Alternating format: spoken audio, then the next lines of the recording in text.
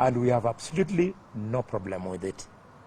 We support BBI that you released in Bomas of Kenya.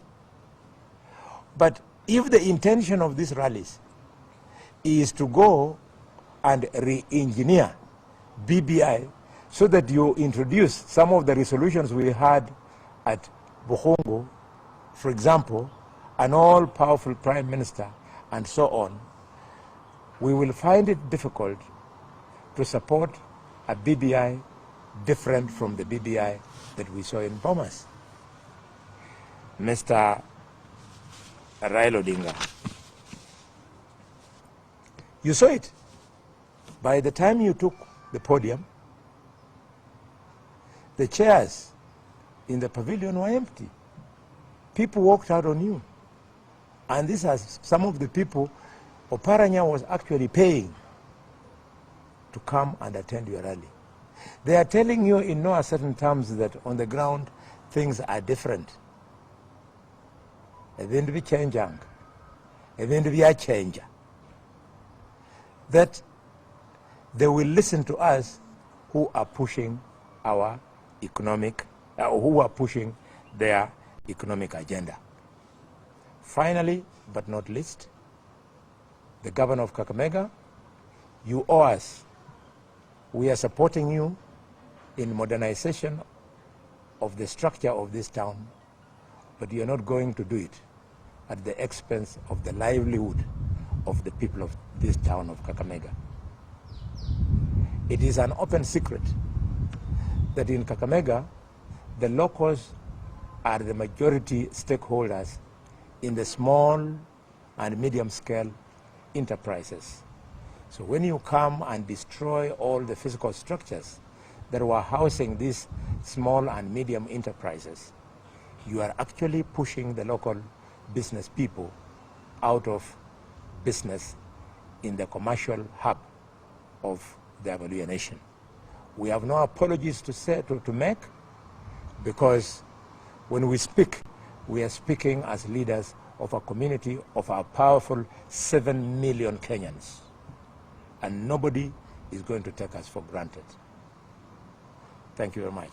I think I'll allow my colleagues, members of the County Assembly, to make a few remarks. Asante. Mimi naitwa Kevin Mahelo, mwakilishi wa wadi ya Butali Chegulo kutoka Malava. Jana nilikuwa Mumias na sisi ndo tulifukuzwa na tear gas, lakini tulifaulu kuongea na wananchi wetu wa Kakamega. Ningemuomba Waziri Matiang'i kuwa wale askari wengi niliona jana Mumias, kesho wapeleke Garissa na Marsabit, walimu wetu wengi Waluya wako huko wanauliwa. Jambo la pili ni kwa Kotu Secretary General Francis Atwoli.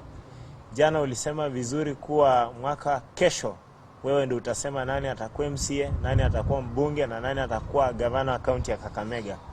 Nataka kukumbusha kuwa mwaka wa 92 ulisimama ubunge Kuisera na ulipata kura 200. Mwaka wa 98 ulisimama pia huko Kuisera na ukapata kura 150. Na mimi nataka kuomba mwaka wa 2022 uache kuhangaika kuja ile wadi inaitwa Butali Chegulo. Wewe utaungana na Raila, mimi nitakuwa na William Ruto na nataka nitakuangusha hiyo kura. Jambo la tatu kwa rais wetu Uhuru Kenyatta. Ukiangalia historia ya kura ya Jubilee ya 2017, wadi ambayo ilikupatia kura mingi inaitwa Butali Chegulo. Tulikupatia kura zaidi ya 1800. Na wewe ulituambia vizuri sana tukusaidie kura miaka 10, na sisi tukaambia wananchi wetu na miaka ingine 10 ya William Ruto. Nataka kuambia kuwa sisi watu wa Butali Chegulo bado tunafuata sheria, na wewe ni Mkatoliki kama mimi, tunangoja umalize miaka yako 10, alafu ile miaka ingine 10 tutapatia William Ruto. Mwisho kabisa kwa kaunti ya Kakamega, mlibeba vijana wa kazi mashinani 3000. Mkawaambia wasivae uniform. Kwa wale vijana wa kazi mashinani kuna wale wako na disability. Mkawalazimisha wakakuja hapa, wengine hawakuwa na nauli, wamelala hapa town na pesa ilitolewa kulipa kila mtu. Ninaomba mwenye alikuwa anahusika, sababu tunajua kila mtu alikuwa amewekewa alipo 1500, ile pesa vijana wa kazi mashinani 1500 walipwe. Lakini sisi kama vijana hatukuona kwa uwanja kijana wote akisimamishwa atoe maoni ya BBI. Ni wale wazee tu walisoma hiyo maoni. Na mwisho kabisa Rais Uhuru Kenyatta, ulituambia vizuri na sisi tunasikia. Ukasema BBI kila mtu atapewa kitabu ajisomee. Huku tuambia Raila atakuja kutusomea. Huku tuambia Matiangi atatusomea. Na kama rais unafikiria sisi Waluhya hatujasoma, nataka kuhakikisha kuwa tumesoma, sababu tunajua kusoma Biblia. Kwa hivyo tuletee vitabu sisi wenyewe tujisomea. Asanteni. Thank you very much. Few remarks from Jacqueline, then you'll ask your questions. My name is Jacqueline Mwenesi, nominated MCA from Vihiga County.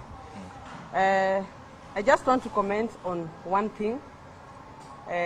I saw a clip of one Honorable Gathoni Wamushoba from Kiambu County telling the women of Western Cluster in totality that the BBI is going to make our men, our husbands, our brothers, our fathers to marry many wives. That is a very careless statement from a leader of that caliber. And on behalf of the women of Western, I'd like Honorable Gathoni Wamushomba to apologize to us, because you cannot come and tell our women that BBI is going to make our men to have many wives. That is not the kind of thing our women want to hear. Our women want to hear how they are going to get clean water, how the roads are going to be made to enable them do their chores comfortably, how their children are going to school, how they are going to get food on the table. That is the kind of language the women of Western and in Kenya per se want to hear. Not how our husbands are going to have many women, how our sons are going to marry many women, or how our fathers are going to have many women. So it is very unfortunate, it is uncouth, it is a very demeaning statement from a leader of that caliber. And I also want to tell the people of Kiambu County, it is unfortunate that that is the kind of woman who is representing you in the national parliament. And I know the women of Kiambu County, who I believe they voted for her knowing that she's going to look into their interests, are seemingly disappointed.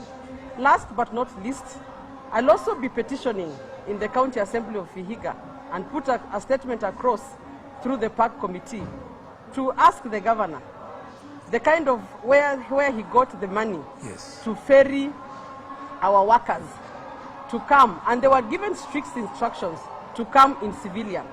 Yet in Vihiga County Assembly, the health workers have not been paid for 7 months. The revenue collectors have not been paid.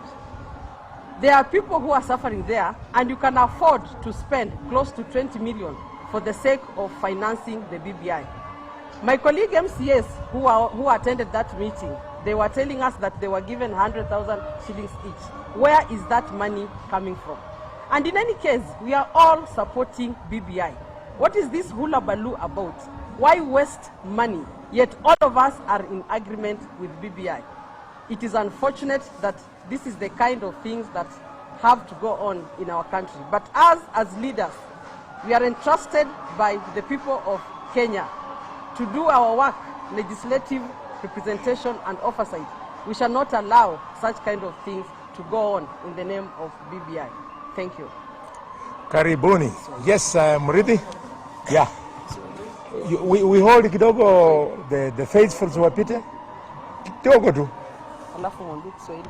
Tutawalipa. Wenyewe in fact wenyewe watauliza tu. Swahili. Na tuweze kudia all these maneno.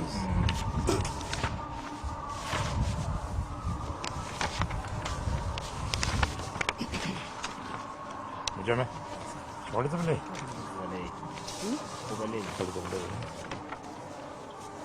Yes, Muridi. Yeah.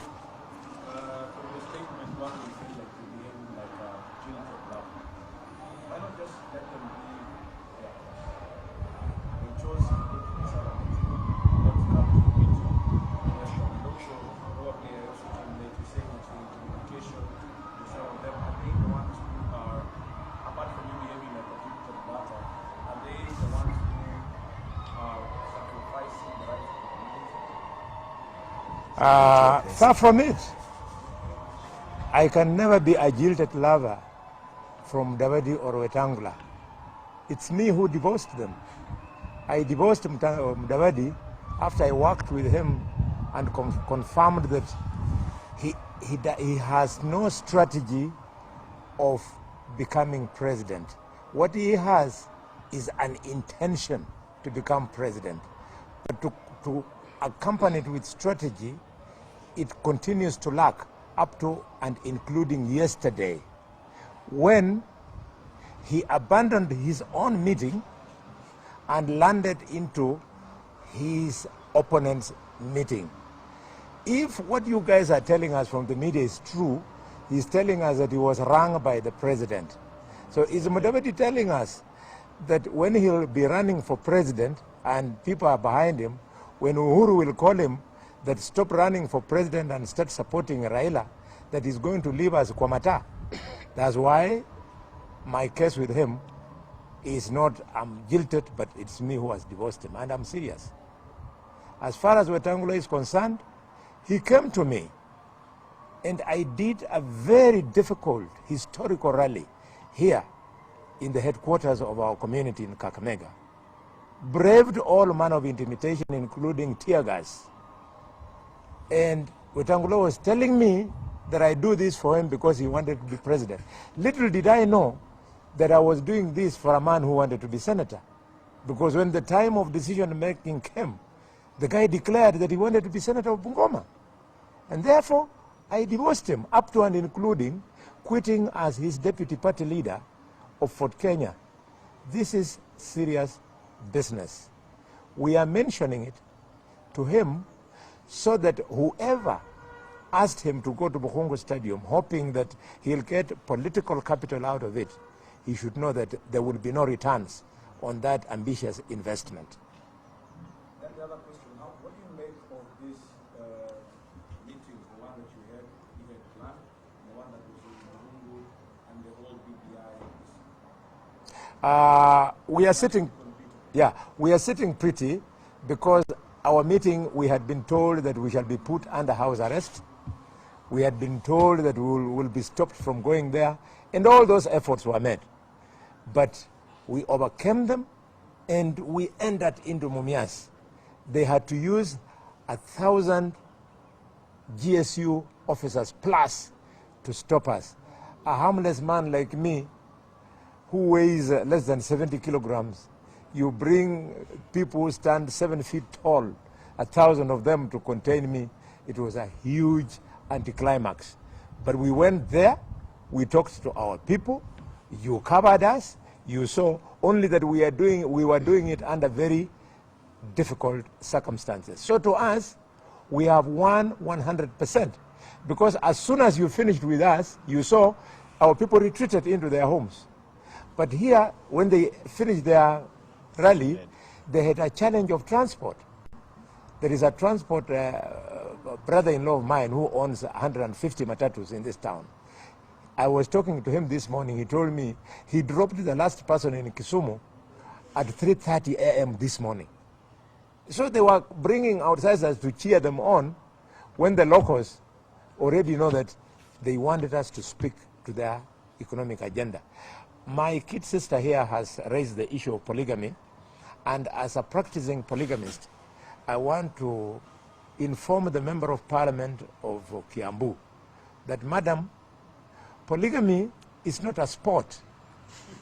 Polygamy is not like prostitution. Polygamy is a respected institution that has got serious do's and don'ts. Don't you come here and start thinking that in Luyaland you become polygamous just like that. Yes, any other question? Yes, Muridi? But one of the generals is also called from the State House, and that's why he deserted you, Benjamin Oshet.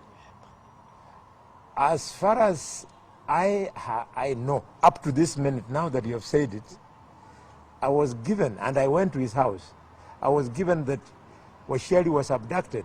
So if the president of Kenya now is using tactics of abducting his leaders and then subsequently telling members of the public that, oh, I didn't abduct him, I instructed him. Yeah. we were told he was abducted. So if the president has reversed that he did not abduct him, but he told him to abandon us, then be it. And even if it is that he might have been persuaded by the president to so do, we are talking on behalf of a community of 7 million people. Those of us who are here, we can surely go away, and other leaders are waiting to step into our shoes. There was a time in this town when we used to think that there would be no life without Michael Kijana Wamalwa. But we have managed to forge on. And I can assure you, all of you, that the future is very bright. Whether they abandon us or whether he's abducted or not, life goes on. And we are going to complete the journey. In fact, if leaders were persuaded by the president or ordered by the president, let me tell them, 2020 is the year for making decisions on alliances. You cannot win the president without alliances. So those of us who have made our decision early and clearly that we are working with the deputy president, it is because we are conscious that without a strong ally, we will not form government. So we want to urge them to reconfirm that the reason why they went to Bukungu Stadium is because they have decided to make alliances with Raila Odinga.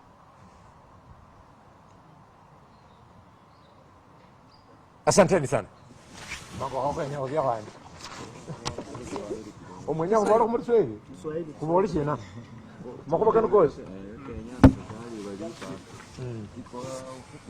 Kwa ufupi tunazungumzia jambo la yale yaliyotokea jana, na tuna masikitiko kwamba kutokana na uwepo wa maaskari wengi kule Mumias jana,